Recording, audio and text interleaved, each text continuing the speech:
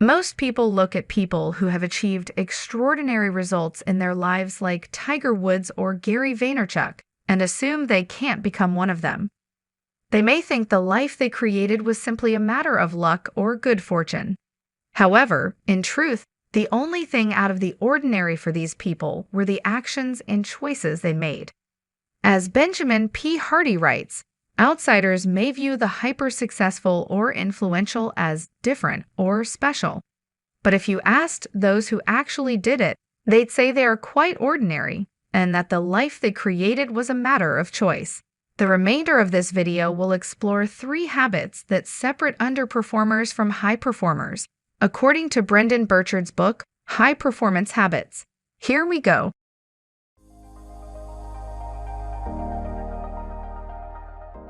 One stunning finding from our research on over 20,000 high performers is that the top 5% of all high performers are 40% more likely to exercise at least 3 days per week than the 9 to 5% below them. Many people are naive enough to believe that exercise is just about health. They assume their health is in decent shape and therefore think they don't have to take their exercise regime serious. Although what these people really ought to learn about is compounding and keystone habits. As a person, one part of your life cannot be viewed in isolation. You are a holistic system. When you change a part, you simultaneously change the whole. To improve one area of your life is to improve all others. As Dr. Stephen Covey teaches, private victory always precedes public victory. If you really want to make a difference in your endeavors, then focus on getting yourself in order first. Start with the foundations and then build from there. Of course, no one's asking you to become a bodybuilder, although just get your body moving in some way. 30 minutes of consistent exercise will do wonders for your health, your confidence, your self-esteem, and consequently, your entire life. As Tim Ferriss writes, when you make your health your number one priority, the rest becomes so much easier.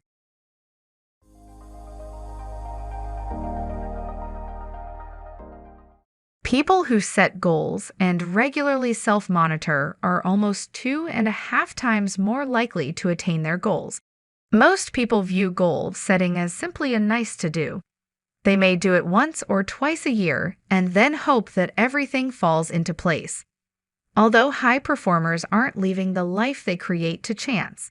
Instead, they have a vision they're fueling and tracking each day. Specifically, they've decided upon their ideal future and then created an ideal day that will move them there. If they aren't living up to their personal standards, then they'll know. As Dr. Benjamin Hardy writes, if you're not tracking the key areas of your life, then you're probably more off course than you think.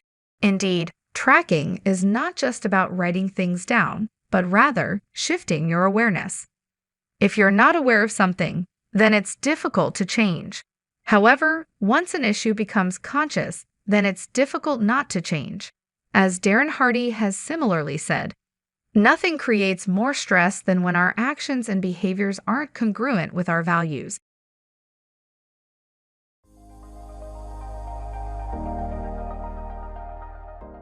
High performance happens only when there are real deadlines.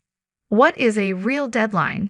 It's a date that matters because, if it isn't met, real negative consequences happen. And if it is real, benefits come to fruition. This is as simple as the adage of Parkinson's law, which states, work expands so as to fill the time available for its completion. If you have 10 hours to do something, it will take 10 hours. If you have 10 days to do something, it will take 10 days. If you have 5 months to do something, it will take 5 months. Although many people miss the point that this is not a means to set unrealistic deadlines. For example, I couldn't just now say that the due date for this video is in 5 minutes and then expected it to be done. Instead, this is exactly what Brendan Burchard would call a false deadline. There isn't a true need with real consequences if it's not met. For a deadline to be a real deadline, the stakes have to be high. There must be real consequences for failure. You must have skin in the game. Without it, you may as well not set a deadline at all. As Jim Rohn has said, without a sense of urgency, desire loses its value.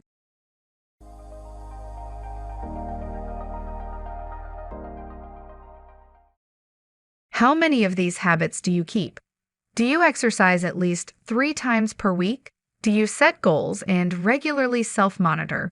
Do you set and meet real deadlines? I imagine that if you did all of these things, your life would look quite different very quickly. So, where will you begin?